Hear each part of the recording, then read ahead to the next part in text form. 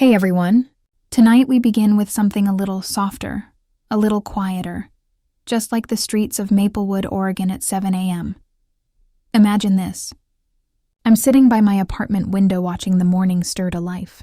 People bustle down the sidewalk, juggling coffee cups, backpacks, grocery bags, living like they're running out of time. And there I am, still in my robe, fingers curled around a warm mug of tea, wondering when my phone will ring again. Wondering if my son remembers I exist. You might not survive this one. Not because it's terrifying, but because it's achingly familiar. That hollow ache of being needed. Only when it's convenient. So, before you get too comfortable, take a moment to like the video and subscribe, but only if you truly enjoy what I'm doing here. And hey, drop a comment with your location and local time. I always love knowing where we're all sitting together tonight. Now turn off the lights. Maybe let a fan run for some gentle white noise. And let's begin tonight's journey together. Maplewood used to be the kind of town where everybody knew your name and waved at your front porch. But in the last few years, it's been changing. High-rise condos, yoga cafes with oat milk lattes, and shiny new townhomes swallowing up the old charm. My son Brian calls it market evolution, says it's great for property values. I call it noise. I've lived here 42 years, taught math at the local high school for 35 of them, raised my son alone in a rented 2-bedroom that leaked in the winter and baked in the summer. I was never the PTA mom, never the polished hostess with a casserole in the oven, but I was there. Always there. Brian usually calls on Sundays like clockwork between 9 and 10 a.m. It's less of a chat and more of a checkbox. Call mom 10 minutes. This week, nothing. No call, no text, not even a ghost of a voicemail. I took it in stride, sort of. I've made a habit of dressing loneliness up in soft sweaters and calling it independence. When I was younger, loneliness scared me. I thought it would swallow me whole. Now at 77, it's more like background music. An old record I don't bother turning off. I stood up and shuffled over to my bookshelf, pulled out the old photo box. Brian as a toddler with a chocolate ice cream mustache. Brian at high school graduation looking so much like his father it made my stomach twist. His father never knew he had a son. He was a visiting architect working on the Maplewood Library redesign. Smart, smooth Boston accent. He left town before I could even tell him I was pregnant. I didn't chase him. Pride, maybe. Fear, definitely, when the school principal found out he threatened to fire me, unwed and pregnant in a small town. Scandal. But they needed math teachers, and I was a good one. They kept me on one condition, that I become a model of morality. I agreed. I always agreed back then. I worked 2 jobs, taught during the day, tutored at night, slept 4 hours, drank too much tea, and told Brian bedtime stories about space and sea monsters instead of his father. He was a bright kid. He read early, loved numbers like I did. I was proud of him, still am. Sometimes the kettle screamed from the kitchen. I poured my tea and went back to the window. Across the street, a little park had filled with kids and strollers. I spotted Chloe, my granddaughter, laughing with friends. She didn't see me. I never called out. At 19, she'd be mortified to know Grandma was spying from the 2nd floor. The phone rang and I spilled tea on my lap. Typical. The caller ID read Allison Lane, Brian's wife. Sunshine on the phone. Vinegar in person. Hi, Martha? She chirped. How are you feeling?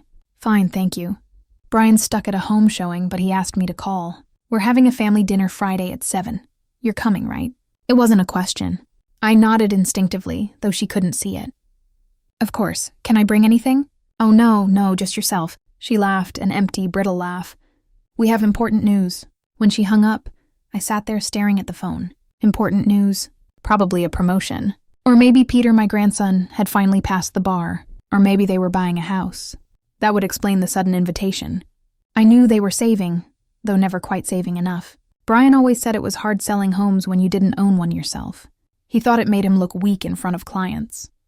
I opened my laptop. My little secret. No one in the family knew I'd become pretty decent with computers.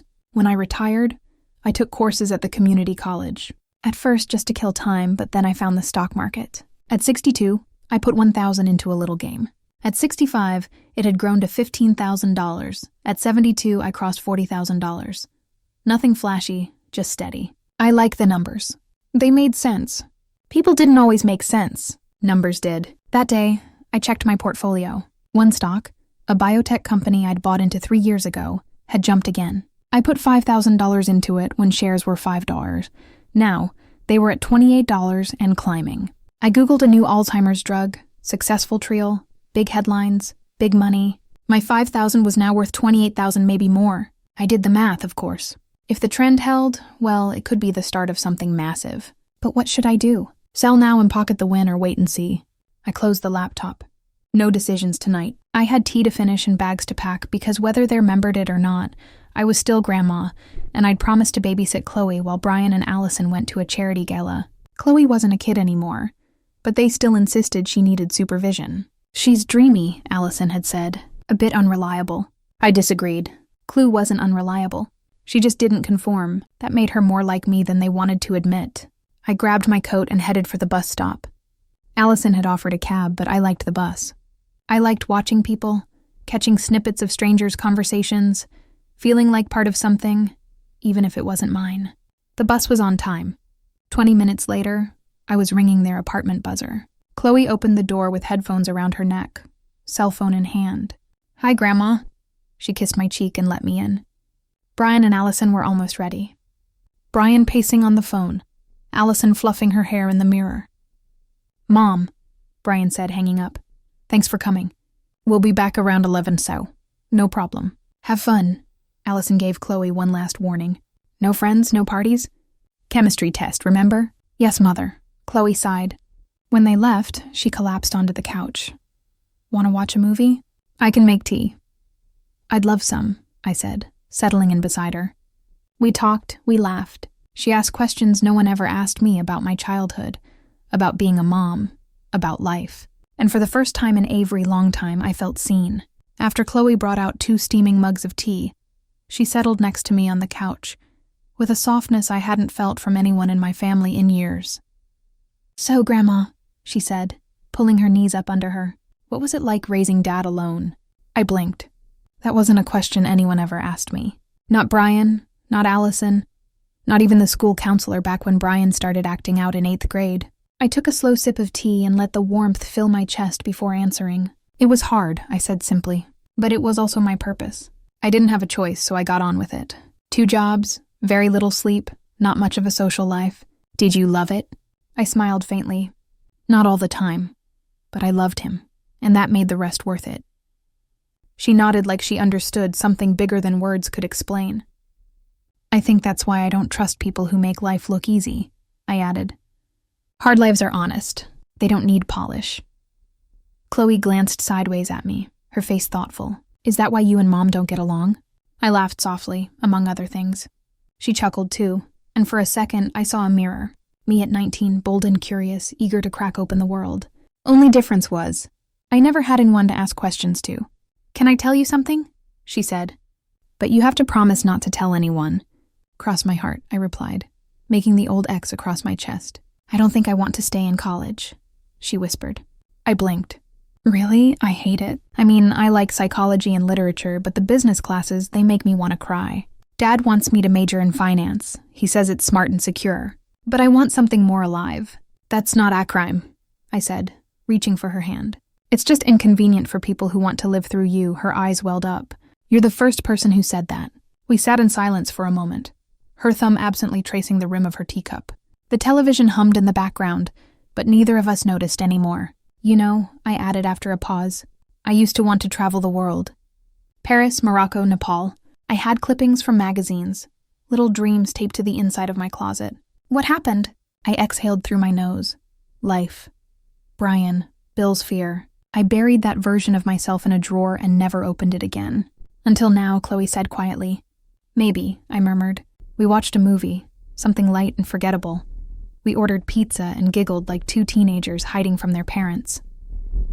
For those few hours, I wasn't a tired grandmother or a forgotten mother. I was just a woman rediscovering who she used to be. Around 10:45, I heard keys in the lock. Chloe sighed and quickly sat up straighter. Brian and Allison walked in, faces flushed and tipsy from too much wine and not enough food. "Everything okay?"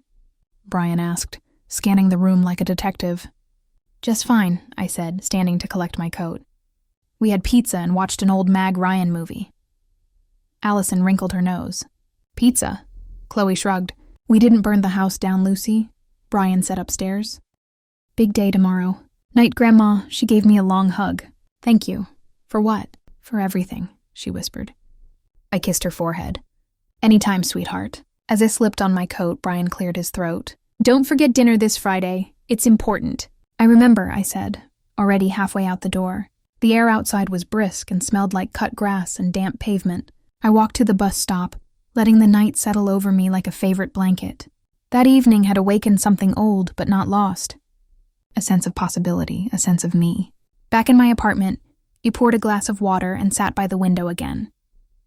The park was empty now. Streetlights buzzed faintly, Maplewood asleep. I opened my laptop, logged into my portfolio, and refreshed the page. The biotech stock had risen again, 31 per share. I grabbed a notepad and did the math. I had 1,000 shares. That was $31,000. Not bad for an old math teacher. Not bad at all. But then the phone rang. Unknown number. Hello, is this Martha Benson? Yes, my name is Edward Gillespie. I represent Atlas Investments. You hold shares in Nuvera Biotech, correct? My spine straightened. Yes, I do. I'm calling to inform you that as of this evening, NEA is being acquired by Medexa Pharmaceuticals in a deal valued at $5.2 billion. All shares will be purchased at $500 each. I choked on my own breath. Excuse him, $500 per share. You own $1,000. That's $500,000. The room spun. My knees went soft. I sank into the chair like someone pulled the strings out of me. Are you sure? I managed to whisper. Completely. You'll receive documentation to confirm the transaction by week's end. If you'd like, I can guide you through the tax planning process. I scribbled down his number, thanked him in a daze, and hung up. $500,000, $500,000. I stared at the laptop screen, now glowing like a portal to a new life. I could do anything, go anywhere, be someone again. I thought about Brian, about Allison, about Chloe. I thought about what I wanted for once, not what they expected. And then I laughed. Not a sad laugh, but something deeper, warmer. The sound of possibility breaking the surface. This time I wasn't going to let fear stop me. This time I wasn't going to play it safe. The next morning I woke up before the sun. It was still quiet. One of those rare still moments before the world remembers it has things to do. I shuffled into the kitchen, brewed a pot of coffee, and sat down at the table with a legal pad. $500,000. Even writing it down felt surreal. For most of my life, money was a source of tension, not freedom. Every dollar had a purpose. Rent, food, school supplies, the occasional emergency root canal. Now, for the first time in my 77 years, I had money that didn't belong to someone else's crisis. I wrote 2 columns, what I want and what they want. It wasn't hard to fill in their side. Brian and Allison had made it clear they wanted my apartment sold, and the proceeds funneled into a down payment on their dream home. Their dream, not mine. On my side, I wrote, see the Eiffel Tower, wake up near the ocean, learn to garden, eat something I can't pronounce, live somewhere with space for books, pay for Chloe's future if she needs it. I paused. Those weren't dreams anymore. They were options. Before I could spiral into sentiment, my phone buzzed. Brianna again. I didn't pick up. Instead, I texted, I'll see you Friday. Please don't call until then. I need space. A few minutes later, he responded, understood. Love you, Mom. Love, huh? I closed my phone, folded up the list, and tucked it inside my old cookbook, the one with flour smudges and half-torn pages, my secret treasure map. Then I did something I hadn't done in years. I called a real estate agent, not Brian's agency. I wasn't about to dance around those awkward conversations or give anyone in that office a reason to gossip. I called a woman named Tessa Byrne, someone recommended in a community Facebook group I followed quietly under a pseudonym. Everyone said she was discreet, professional, and most importantly, not connected to my son. Miss Byrne, I asked after she picked up. Yes, this is Tessa. I'm looking to buy a home, I said, surprised by how steady my voice sounded. Something small, comfortable, quiet, maybe with a garden. There was a pause. Then her voice turned warm. I'd be honored to help you find it. By noon, we had an appointment scheduled for the following Tuesday. I didn't tell Chloe, not yet. This was still mine to hold close. That afternoon, I went for a walk. I stopped at the little French cafe near the college campus, somewhere I used to avoid because it always felt too expensive, too young. I ordered a pain au chocolat and a café au lait and sat by the window, watching students stream past with backpacks and ambition. It hit me then, like a whisper under my breath. I wasn't old. Not really. I was just uninvited. There's a difference. On the way home, I passed the travel agency. I hadn't noticed it in years. It was squeezed between a vape shop and a nail salon, probably one of the last old-school travel offices still operating. I stepped inside. A bell chimed and a woman with a silver bob and pearl earrings looked up. "Can I help you?" "I'm not sure," I said, "but I think I'm planning an adventure." She smiled like she knew exactly what I meant. We talked for an hour.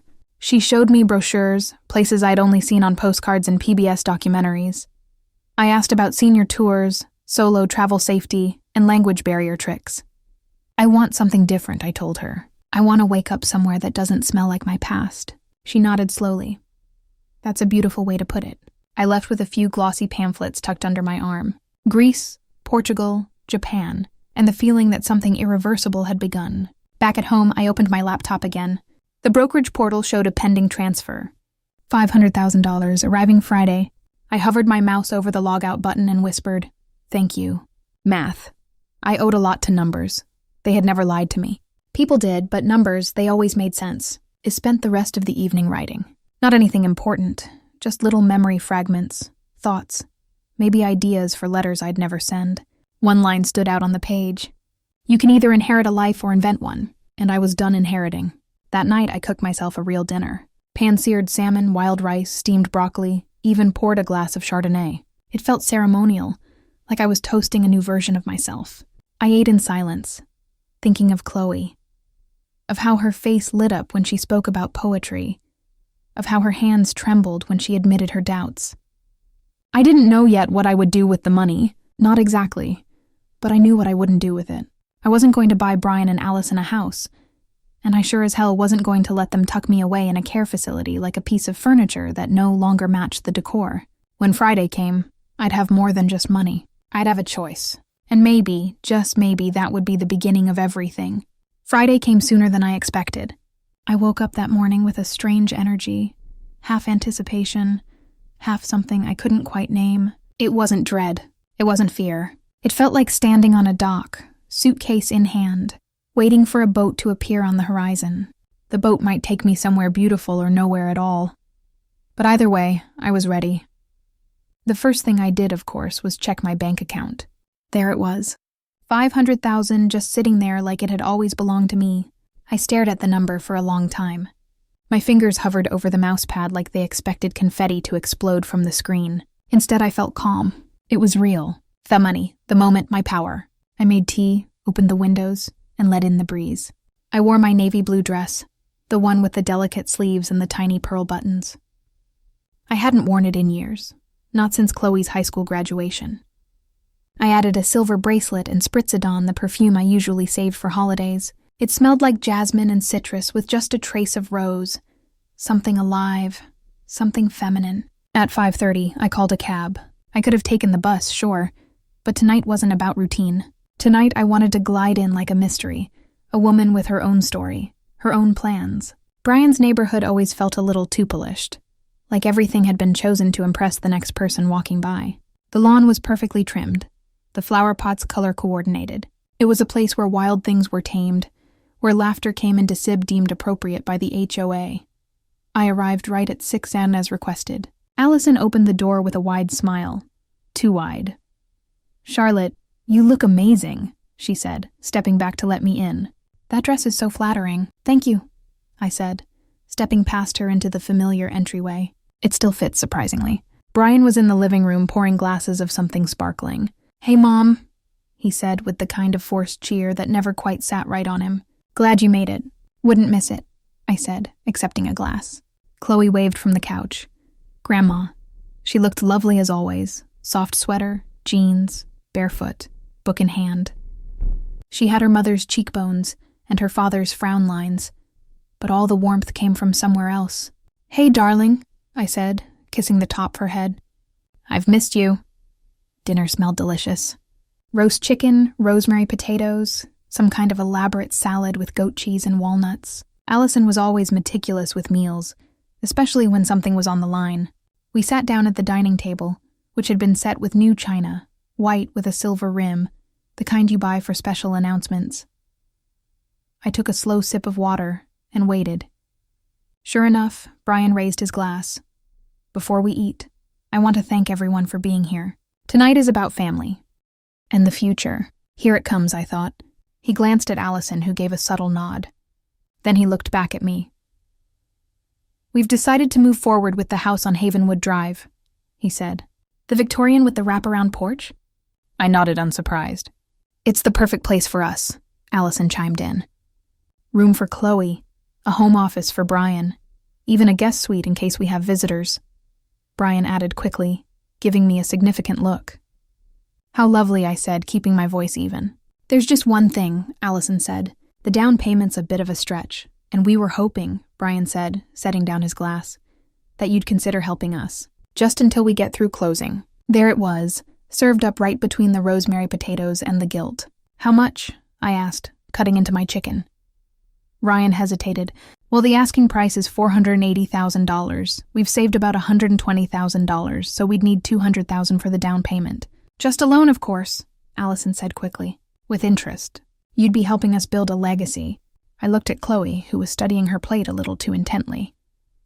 And what happens to me? I asked, what do you mean? Brian looked genuinely puzzled. If I give you $200,000, I said, placing my fork down, what happens to my life, my apartment, my security? We've actually been thinking about that, Allison said, clasping her hands together. We found a place. It's called Sunhaven. It's beautiful, like a resort, really. A resort, of course. It's not a nursing home, Brian said quickly. It's a retirement community with staff and activities and other people your age. They even have Tai Chi. I almost laughed. Tai Chi. As if that could cancel out being exiled. We figured, Allison continued. You could sell your apartment, use part of it to fund your stay, and we'd use the rest for the house. And when the money runs out, I asked in 3 years, 4, we'd figure something out. Brian said they always had a plan for later. A vague "we'll figure it out" that usually meant I'd be someone else's problem when the time came. You've really thought this through, I said. It's what's best for everyone, Allison said sweetly. For everyone, I echoed. We finished dinner in awkward silence.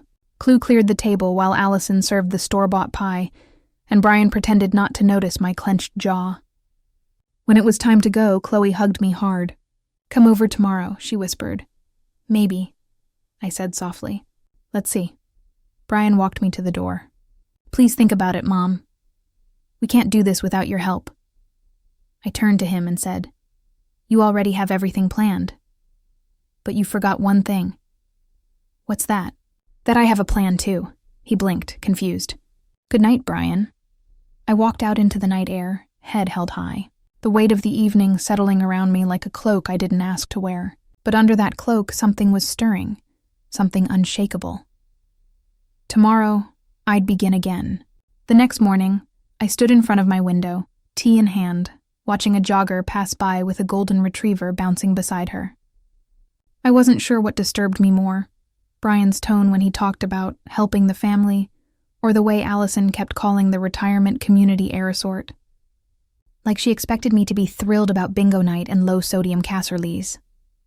It wasn't the lack of gratitude that bothered me. Gratitude is too fleeting to depend on. It was the certainty in their voices, as if my life belonged to their spreadsheet. I had choices, and more importantly, I had $500,000 in my account. Still, I hadn't told them that. I didn't owe them an explanation. Not yet. By noon, I'd finished reading over the documents Edward Gillespie had sent from the brokerage. Everything checked out. The funds were mine. The tax implications were manageable, and my investments, surprisingly, had triggered a few calls from other firms looking to poach me. I chuckled at the idea of a 77-year-old woman being considered a high-value investor. I packed a small overnight bag and headed downtown. Clue had texted asking if we could meet at her favorite cafe. I was glad she'd reached out. Despite the chaos, Chloe's affection remained genuine. The cafe was nestled between a used bookstore and a florist that always smelled like carnations and lavender. I spotted Chloe near the back, already sipping on something iced and covered in foam. You look sharp, Grandma, she said as I slid into the seat across from her. Love the earrings. I touched the pearls lightly. A little armor. You never know when you'll be ambushed by well-meaning family members, she laughed. They're still hoping you'll change your mind. I figured. She paused, sipping her drink. Are you okay? Actually, I said, leaning back in the chair. I'm more than okay. I've made some decisions. Chloe leaned in. Tell me everything. I'm not going to Sunhaven. Good. She said it so quickly, so firmly, it made my heart warm. And I'm not giving them my apartment or my money. Chloe let out a breath of relief. Thank God. I'm buying myself a house, I said, watching her expression shift from curiosity to delight. Nothing fancy, just something with a garden and space for a few bookshelves. I love that, she said, her eyes shining. Where? I was thinking somewhere in South Hill. Quiet, green, near that bakery you like. Her face lit up. Wait, are you serious? That's perfect. You'll finally have aerial backyard. And I added once I'm settled in, I thought I might take a trip. Her eyes widened. Where? Europe, maybe France, Italy, Greece? I paused. Everywhere I used to dream about. Chloe looked stunned. Grandma, that's incredible. I shrugged. I've spent my whole life taking care of people. I think it's time I take care of myself. She reached for my hand. I'm so proud of you. I squeezed her fingers. You sound like you're about to cry. I am, she admitted with a laugh. Happy tears mostly. We talked for over an hour. She told me how stifling college had become, how she felt like she was walking someone else's path, how photography made her feel alive, even if no one else understood it. You should do it, I told her. Change majors. Take that photography class. Follow your instincts. But what if, Dad? Your dad's not living your life, sweetheart. Don't wait until you're 77 to do something for yourself. She nodded slowly. You really think I can? I don't think, I said, finishing the last sip of my tea. I know. That evening, back home, I opened my laptop and searched real estate listings. South Hill had several promising options, but one immediately caught my eye. A 2-bedroom cottage with a wraparound porch, wildflower garden, and a tiny library nook. The picture showed sunlight streaming through lace curtains, a fireplace surrounded by built-in bookshelves, and a deep bathtub I could already imagine soaking in with lavender salts and a book in hand. I sent an inquiry to the agent, then closed my laptop and leaned back. This was happening. I wasn't just reacting anymore. I was steering the ship.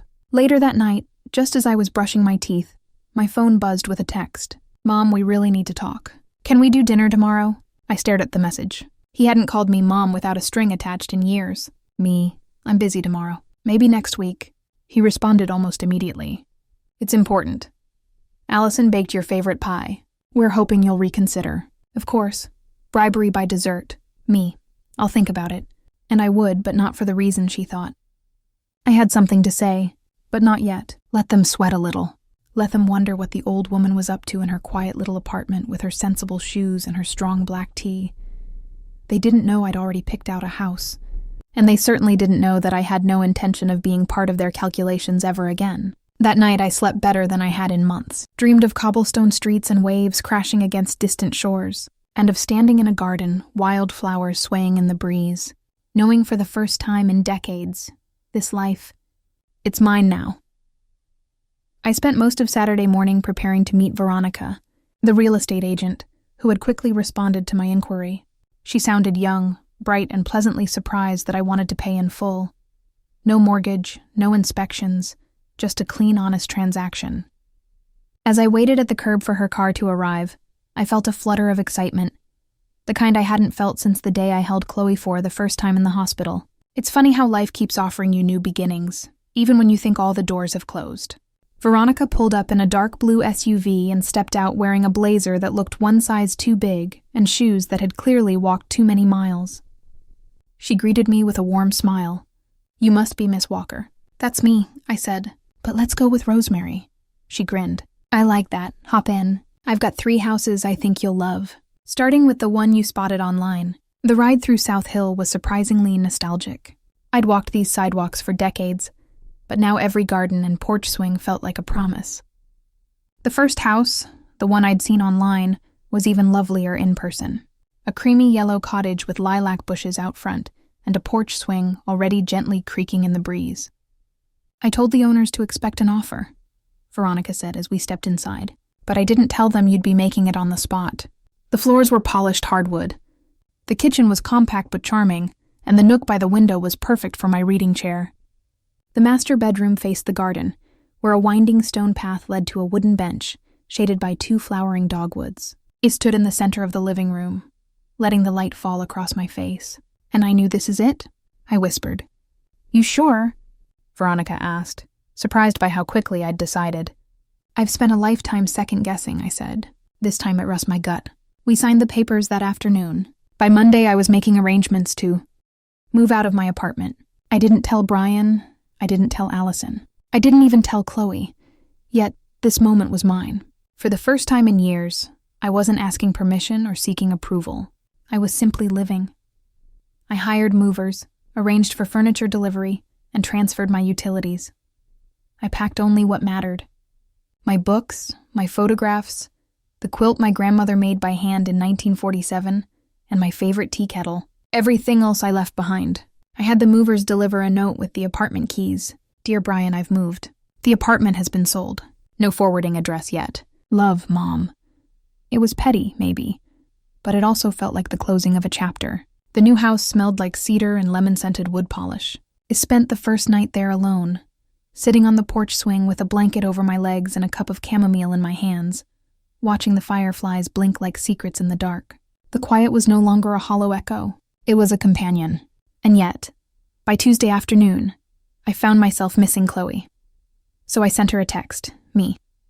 I have something to show you. Come by after class. Her reply was immediate. On my way. Do you need me to bring anything? Me? Just yourself. And maybe an appetite. I'm ordering Thai. She arrived at 6:15, her eyes wide as she pulled into the gravel driveway. Oh my God, she said as she stepped out of the car. Grandma, is this yours? It is, I smiled. Want the tour? We walked through every room. She gasped at the sunroom, squealed at the clawfoot tub, and sighed at the garden. This is amazing, she said, as Wes sat down at the small kitchen table with steaming boxes of curry and noodles. I can't believe you did this. I can, I said. I just didn't know I had it in me. You've always had it in you, she replied. Maybe now you just believe it too. We ate until we were full and then sat on the porch swing as the sun set behind the trees. You know, Chloe said quietly, I've been thinking about something. Let me guess. Changing your major? She looked at me surprised. How did you know? I've known you since the day you were born, I said, brushing a leaf off her shoulder. And I know the sound of someone suffocating in someone else's dream, she sighed. I hate business school. I keep thinking about photography or maybe social work, something that feels more me. Then do it, I said simply. It's your life. My parents won't be happy. They all get over it. Or they won't.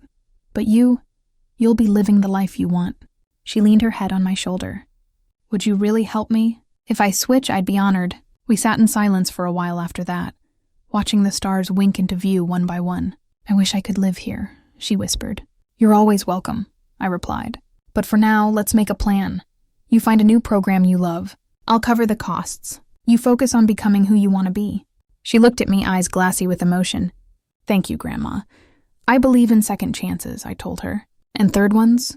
And fourth, she laughed. You're a softie. I'm a realist, I said, but with a soft blanket and good tea. Later, after she'd gone, I sat in the living room and stared at the walls I now called mine. I felt peaceful, grounded, powerful. That night I slept without waking once. No dreams, just rest. Like my body finally knew I was safe. Like it knew the storm had passed and the road ahead it was mine to choose. The following week passed in a gentle rhythm. Mornings were for tending the garden, watering the elas, trimming the lavender, and marveling at the slow but certain spread of ivy along the wooden fence. Afternoons I spent reading in the sunroom, sipping hibiscus tea with a cinnamon stick and lemon peel, like a makeshift potion for clarity. Every now and then, I'd peek at my investment dashboard, not obsessively, just enough to feel the pulse of my account.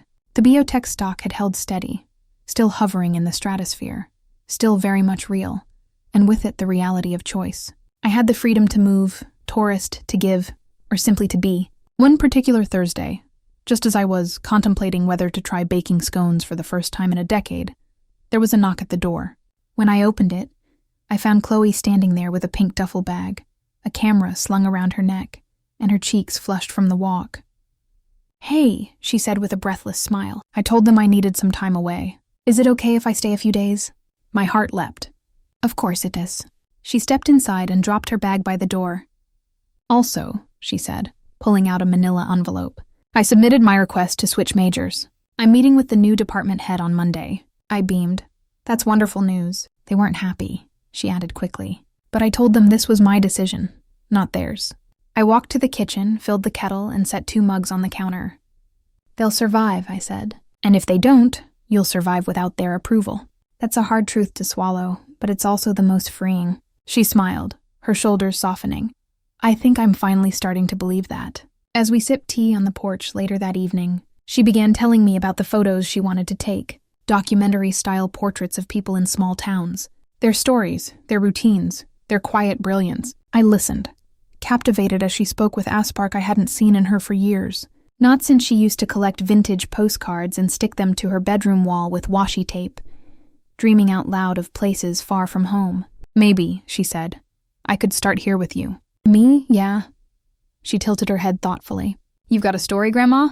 "A big one. You raised a child on your own, taught for decades, survived heartbreak, built a secret fortune, moved into a dream house at 77. I chuckled.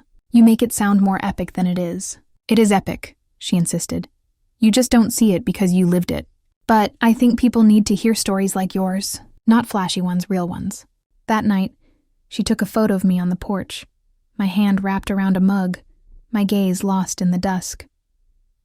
I didn't smile, but I wasn't frowning either, just existing, peacefully. Later, as I turned off the lights and slipped into bed, I caught a glimpse of myself in the mirror. Harika silver threads spun fine, wrinkles that had earned their keep. Eyes that still watched the world with curiosity. Not young, but certainly not done. Friday morning brought a surprise in the form of a letter. A real one. Envelope, stamp, handwriting. I recognized it instantly. My sister June. We hadn't spoken in over 10 years. I sat on the porch and opened the envelope with cautious fingers. "Dearest Rosemary, word travels faster than expected, even in sleepy places like South Burlington. I heard you moved, bought yourself a house, that you're happy. I'm writing not to pry, but to reconnect. We're not getting any younger, and I find myself missing things I used to scoff at.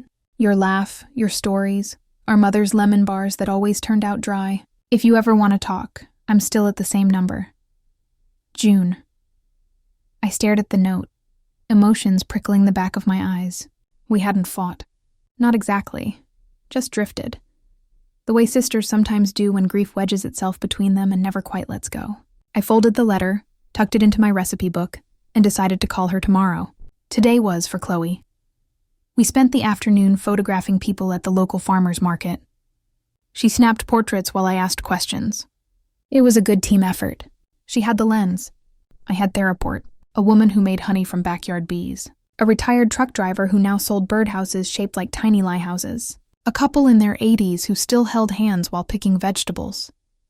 "Everyone has something extraordinary in their ordinary," Chloe said later.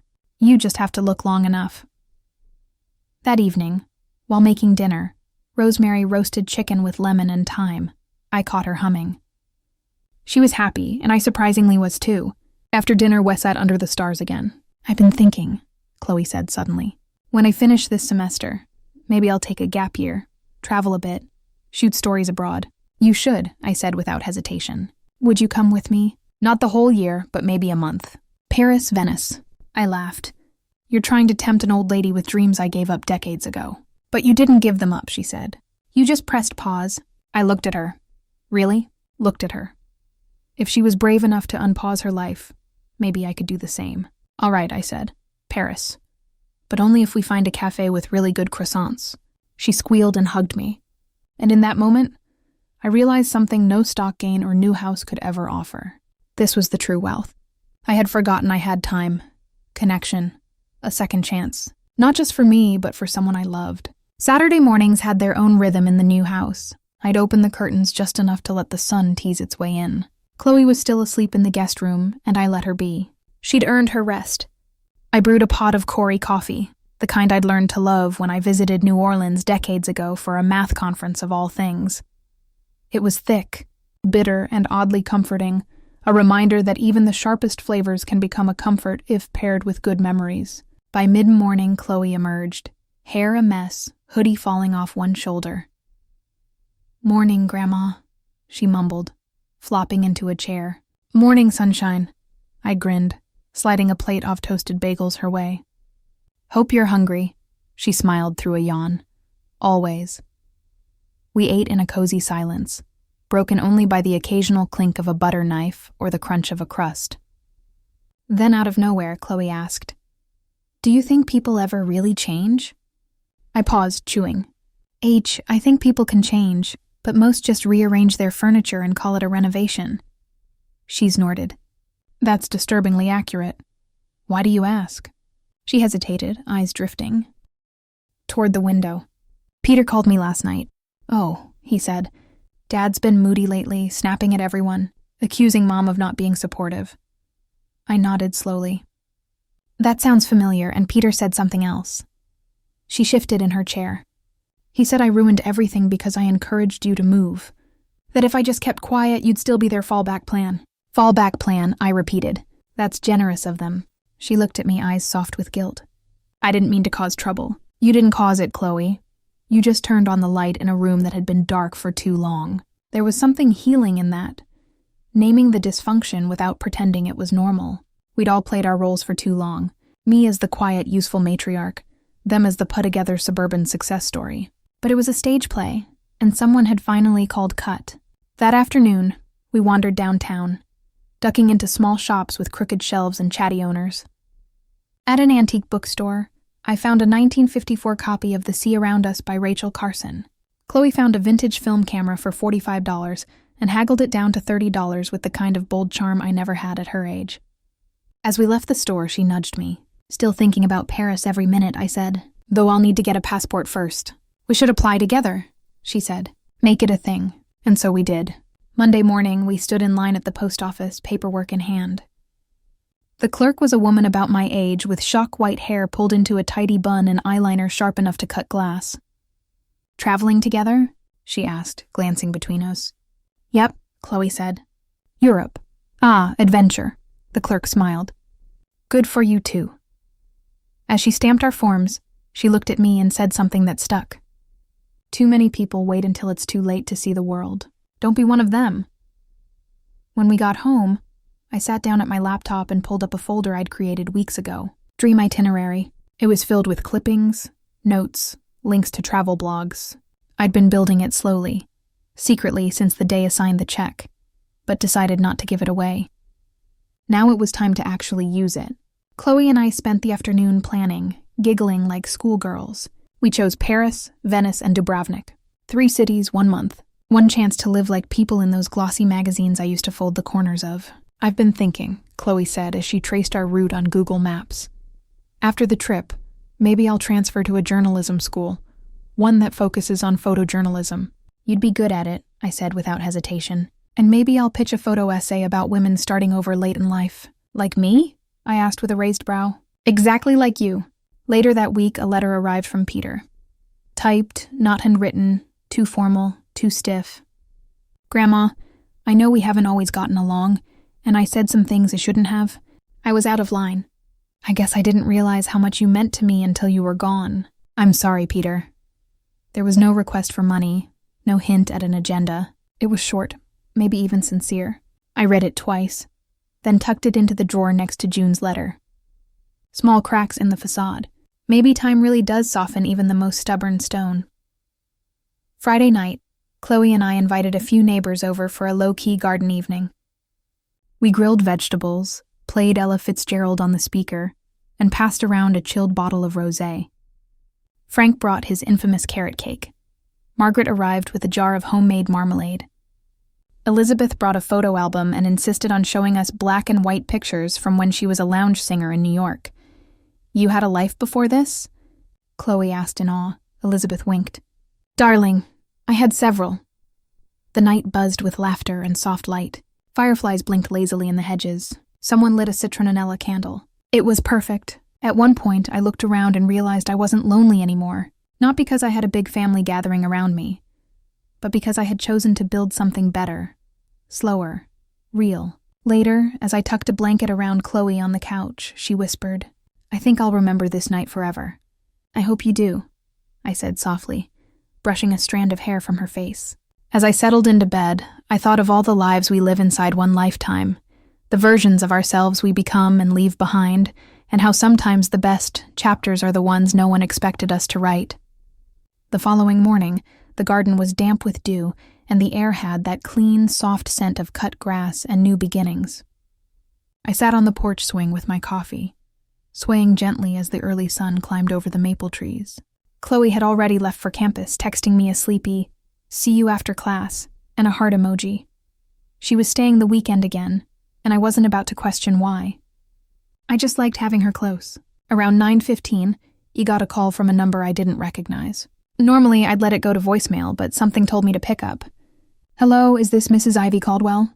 A man's voice, calm, professional, probably 40s, maybe 50s. "This is she. My name is Nathan Fox. I'm an attorney with Fox and Weller. We represent Richard Howard."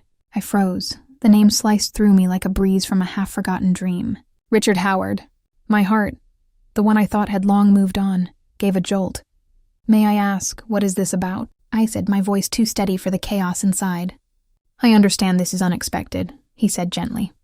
"Mr. Howard passed away 2 weeks ago in Boston. His estate is in probate, and you were listed in a sealed letter he left with his will." I didn't speak. I couldn't.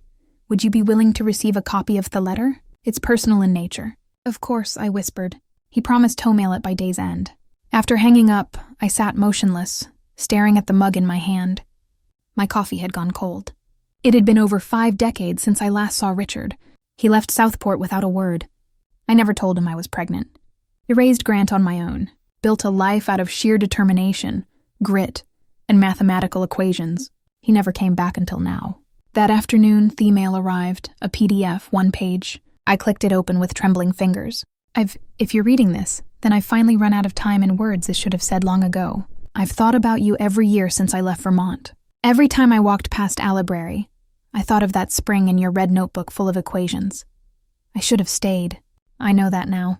I never knew if you kept the baby. I was a coward and didn't ask. But if you did, if there's a child, I want to say I'm sorry for not being there. And I hope you know it wasn't because I didn't care. I just didn't believe I was worth much back then. I left a small sum for you in my will. It's not much, but it's a thank you. For your kindness, for your strength, for that spring. I hope you had a good life, and I hope you found love, even if it wasn't with me. Yours, Richard. By the time I reached the end, my eyes were filled with tears I hadn't expected. It wasn't sorrow. It wasn't even regret, really. It was closure. A door gently finally closed after being left ajar for far too long. Chloe walked in just as I was wiping my eyes. "Hey," she said, dropping her bag. "Everything okay?" I handed her the letter. She read it silently, then looked at me with wide, soft eyes. "Is this Grandpa?" I nodded. "The one your dad never met?" "Wow," she breathed. "Did you love him?" "I think I did," I said slowly. "Or maybe I loved the idea of him."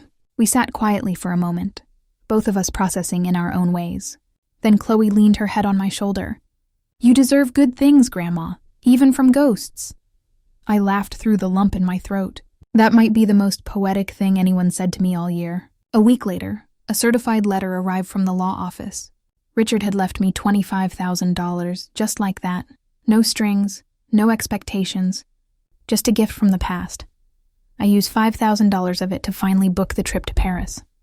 Flights, a boutique hotel near Mantra, a small group photography tour for Chloe, and a watercolor class for me. We would leave in 2 months. That weekend, I hosted another garden gathering, this time with a twist. I invited a few new faces. Claire from the library, who always wore oversized hats.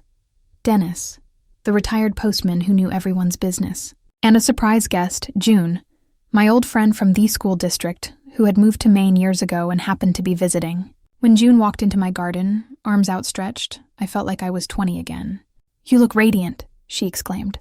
"You look exactly the same," I said, half laughing, half crying. We talked like no time had passed about our students, our disappointments, and our quiet triumphs.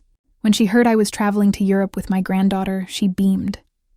"You always had dreams bigger than this town," she said. "Maybe I just needed to live long enough to catch up to them." That night, as I lay in bed, a memory surfaced, one I hadn't touched in years. It was from the week after I'd learned I was pregnant. I was sitting in the empty classroom after hours, staring at the chalkboard, wondering what the hell I was going to do. I'd been terrified, alone, 25. But I remembered thinking, if I can't teach algebra to teenagers, I can figure out how to raise one of my own. And I did. I raised a boy who became a man. I endured the condescension, the whispered judgments, the loneliness. And now, all these years later, I'd found a way to rewrite the ending. Not for anyone else, but for myself. Paris was just the beginning. The days leading up to our trip felt like the week before Christmas when I was a child, full of lists, excitement, and the soft hum of anticipation. Chloe and I had started a shared Google Doc titled Paris Plans, where she typed in places she wanted to photograph. Hidden gardens, old bookstores, street musicians, and I added watercolor class. Dates and tiny cafes known for perfect croissants. She stayed at my house more often now, not because she needed anything, but because we genuinely liked being around each other. It was quiet companionship, two women separated by decades yet tethered by something unspoken. One afternoon while we were folding laundry, she looked up from a pair of jeans and said, "You know, I told Mom I'm not going back to school this fall." I paused mid-fold, a cotton blouse resting in my hands. "How'd that go?" she cried. Then she threatened to stop paying my phone bill. "Did you tell her why?" "I tried," she said, sighing. "Told her I didn't want to live someone else's idea of my life, that I needed to figure things out for myself." She said I was being dramatic. "You kind of are," I teased gently. "But in a good way," she smirked. "Thanks. Did she mention your father?" "Oh, yeah. He said I'd regret throwing away such a practical opportunity. You know, the usual motivational speech." I sat beside her. "Do you regret it?" She shook her head. "Not even a little. I feel free. Scared but free," I nodded. "That show you know you're making your own decisions." She tilted her head. "Is that how you felt when you decided to keep Dad?" A little stunned, I smiled, terrified, but it also felt right. Like my bones would break if I did anything else. There it was. One of those old age insights slipping out without warning. We talked about fear, freedom, and expectations until the sun dipped below the windowsill, and our tea had gone lukewarm. The morning of the flight arrived with a kind of stillness. I woke up before the alarm, watched the sun roll across the floorboards, and breathed in the familiar scent of chamomile and old books.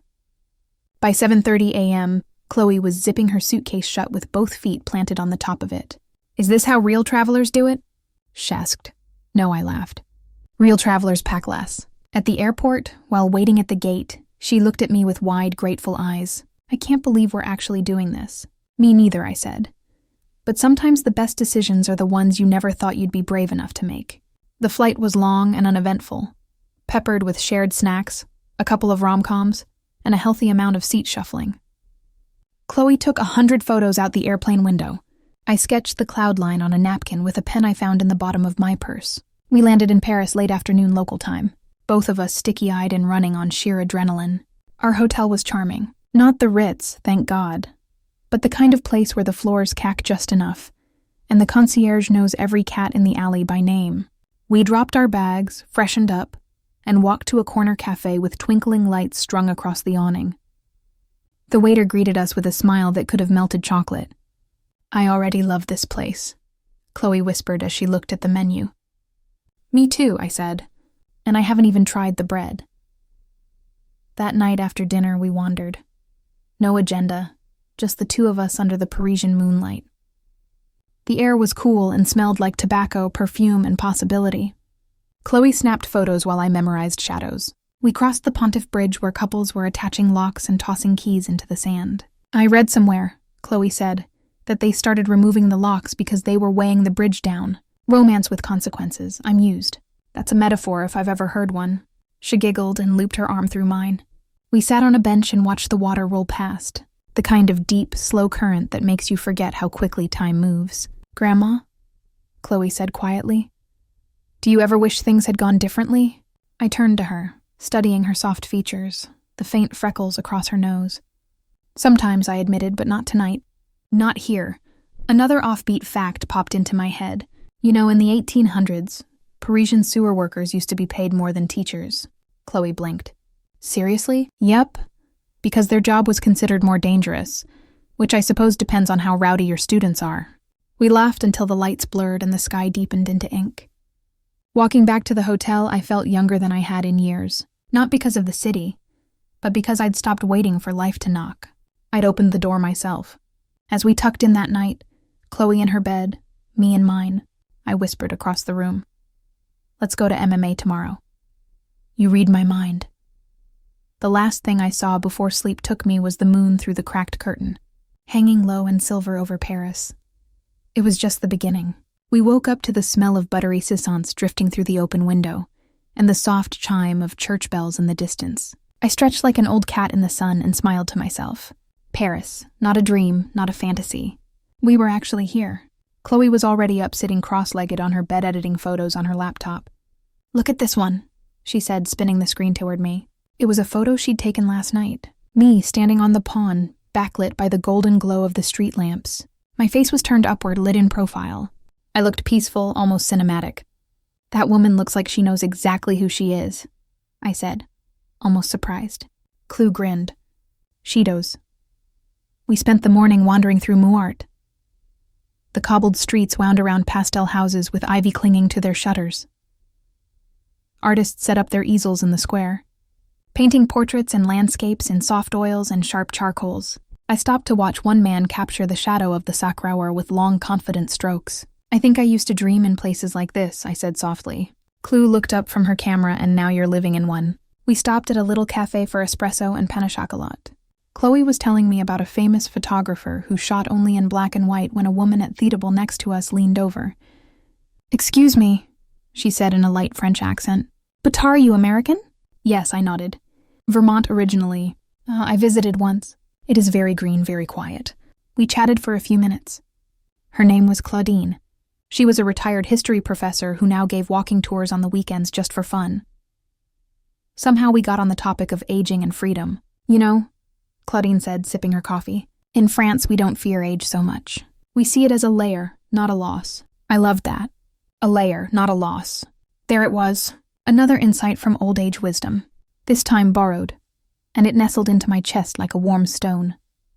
After lunch, we visited the Musée de la Romantique. Chloe got lost in the exhibits while I lingered in the garden, sketching the wrought iron chairs and the way the light caught the leaves above them. A woman about my age sat down beside me. I'm trying to learn to draw, she said, watching me scribble. Me too, I smiled. It was a simple exchange, but it reminded me that it's never too late to begin. That part of the magic of travel, especially as an older woman, is how invisible rules melt away. You don't need to be young or fluent or flawless. You just have to be curious. We spent the evening on a river cruise down Thiessen, sipping wine and watching the city flicker to life as the sun dipped behind the skyline. You know what's strange? Chloe said, leaning on the railing beside me. What? I don't feel like I'm running away anymore. I feel like I'm finding. I wrapped an arm around her. That's the difference, sweetheart. Escape is fear. Discovery is courage. She nodded and snapped a photo of the Eiffel Tower lighting up. Here's something quirky for you. During World War II, the French cut the elevator cables of the Eiffel Tower so Hitler would have to climb the stairs if he wanted to reach the top. He never did. Power move, Chloe said when I told her. We returned to the hotel exhausted but content. As I pulled the covers over me, Chloe whispered, "Thank you for bringing me." I smiled into the dark. Thank you for coming. Over the next few days, we explored Paris the way one explores a favorite book, slowly, deliberately, savoring every detail. We visited the catacombs, a little spooky, the opera house, utterly breathtaking, and a bookstore where I found a first edition of a French poetry collection I'd loved in college. Each night we returned to the hotel with aching feet and full hearts. One morning, while Chloe slept in, I took a walk alone.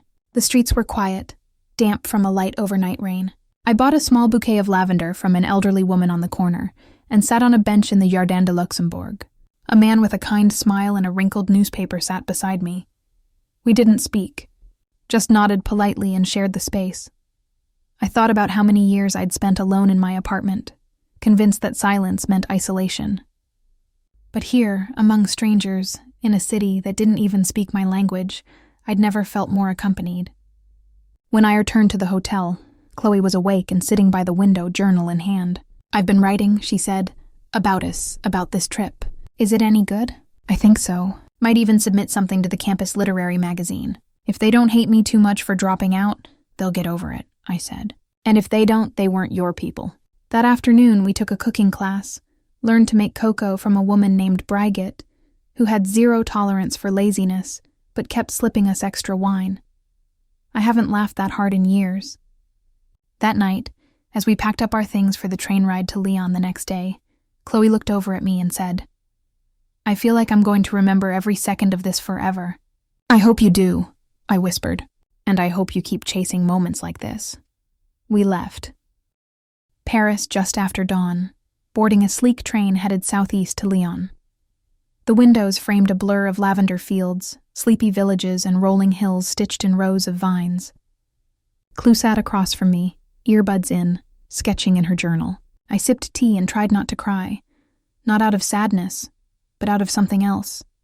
A blend of pride, relief, and something resembling joy. The kind that feels earned, like finding warmth after a long winter.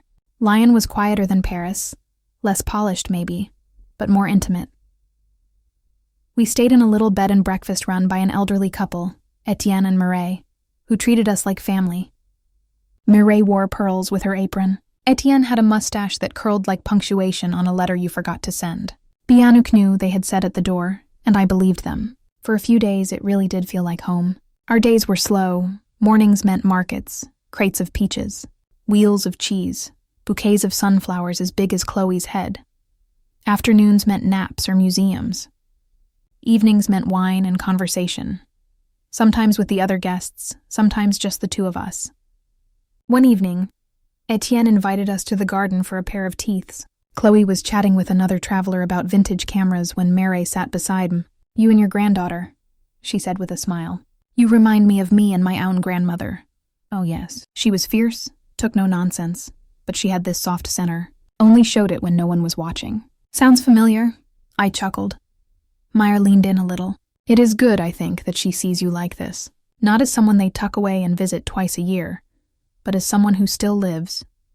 That struck a chord. And for the rest of the evening, I watched Chloe laugh and talk and toast strangers and thought, yes, this is how I want her to remember me. Here's your quirky fact for the day. The city of Lyon has over 400 secret passageways called traboules, built in the Renaissance to protect silk merchants and now used by savvy locals to shortcut through the city. We found a few ourselves, thanks to a little map Etienne sketched on a napkin. Every time we stepped into one of those winding alleys, it felt like slipping through time, like life had hidden doors if you just knew where to press. One morning, as we walked along the Saône River, Chloe asked me, "Do you think you'll ever go back?" I knew she meant the life I had before. The apartment, the Sunday phone calls, the waiting. I shook my head gently. "I don't think I was ever truly there, Chloe." "Not really." She didn't press me. Just linked her arm through mine and rested her head briefly on my shoulder. On our last night in Lyon, we climbed the hill to Fourvière Basilica. From the terrace, the entire city stretched out beneath us in golden light. Bells rang out below. A warm breeze swept past us. "This is the kind of moment," Chloe whispered, "where you know you'll remember the smell of it." I smiled. "You've got the soul of a poet," she grinned. "You've got the bank account of a retired rogue investor." We both laughed, but it was true. I still had most of the money, and I'd already decided what I wanted to do with it. Later that night, back at the B&B, I logged into my account and sent 2 transfers. One to a scholarship fund at South Burlington High for girls pursuing STEM degrees, and one to a shelter in Montpellier for women starting over. There I'd save, not for emergencies, for experiences, for choices, for freedom. Chloe and I talked late into the night, curled up in our pajamas. "I'm scared," she said at one point, "to go back and tell Dad I'm changing majors, that I might take a semester off." "That's okay," I told her. "Bravery doesn't mean you're not scared. It means you do it anyway." "Is that your old age wisdom for the day?" "Maybe," I said. "Or maybe I stole it from Oprah, who knows?" We laughed again. That night, we fell asleep with the windows open, the scent of wisteria drifting in, the hum of the city just below us. The next morning, we packed our bags and said our goodbyes. Etienne slipped a small jar of homemade fig jam into my purse. "4 sweet memories," he said. At the train station, Chloe stood beside me, waiting for our ride back to Paris. "You know, Grandma," she said softly, "you changed my life." "No," I whispered. "I just reminded you it was yours to begin with." The train arrived. We boarded. The world kept turning. And me? I was no longer invisible. The world outside my window moves quietly now, Soft wheels on pavement, the murmur of morning birdsong, distant voices wrapped in the hush of early light. I sit by the glass with a cup of tea, still warm, and let my mind drift like steam. What a strange, beautiful thing this life has turned out to be. For years, I thought my story was finished. Just footnotes and routines, memories shelved like old books no one opens. But I was wrong. So deeply, wonderfully wrong. At 77, I discovered that life doesn't end. It shifts, the roles change, the scenery evolves. And if you're brave or just stubborn enough, you can write new chapters that don't look like the old ones at all. I've walked through cities I only once saw in books. I've shared secrets over croissants. I've laughed until tears spilled and cried without shame. I've stood on terraces, on bridges, in gardens that smelled like time and possibility. I've watched my granddaughter blossom beside me, not into someone new, but into someone free. There's something I've learned. If you'll indulge a bit of grandmotherly wisdom, you don't need anyone's permission to reclaim your life. You don't need applause or understanding. Just a whisper inside that says, "Not yet. I'm not done." That whisper is more powerful than any inheritance, louder than fear, steadier than time. So if you're sitting in the dark tonight, wondering if it's too late, let me tell you gently, it's not. You're not. We are all still becoming. Thank you for joining me on this journey. If you're still awake, I hope you're resting easy. And if you're dreaming, let those dreams be big, bright, and unashamed. There's more ahead. Always stay close. More stories are coming soon. Thanks for listening. Don't forget to subscribe and feel free to share your story in the comments. Your voice matters.